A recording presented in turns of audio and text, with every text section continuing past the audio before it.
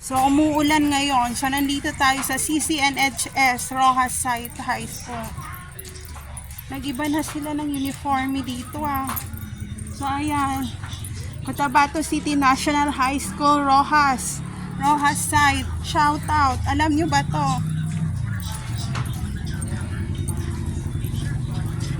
Yung principal nito nasa Baguio na Dati dito kami dumadaan. Pakita ko sa inyo.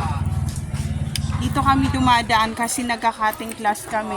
So dito kami dumadaan, papunta na yan ng PC Hill and papunta na ng Notre Dame and merong mga barkada yung dito sa Rojas na taga Notre Dame din. So nagkikipag-collaboration sila para tumambay. So yan yung PC Hill na yan. So dito tayo.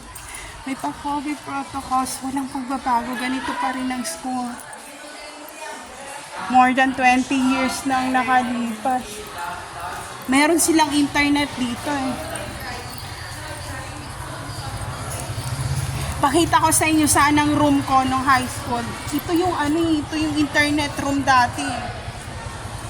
Dito ang aking room. Buti mabait yung dati wala tong cover itong na to, yan. Kasi ito yung room ko nung high school. Computer room pala to. Computer room pa rin hanggang ngayon. Computer room pa rin for 20th century. Computer room. Ito pala ang aming room noon, nung high school. Nako, ang dami naming cutting class pero hindi ako na-drop out.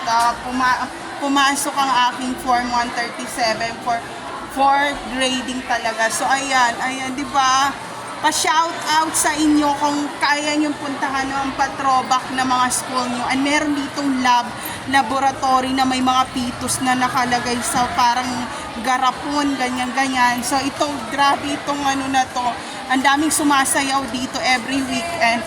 And nandun pa rin yung mga high school na na rooms. Oh my God, nandun pa rin. Wala talagang nabago, ganito rin talaga siya. Tapos yung dito, may mga friends ako from doon sa elementary din. Doon ang room nila, walang pagbabago. So ayan, umikot muna tayo. Shout out sa Rojas Site. Ang dami pa ring estudyante dito. So ayun, sandali lang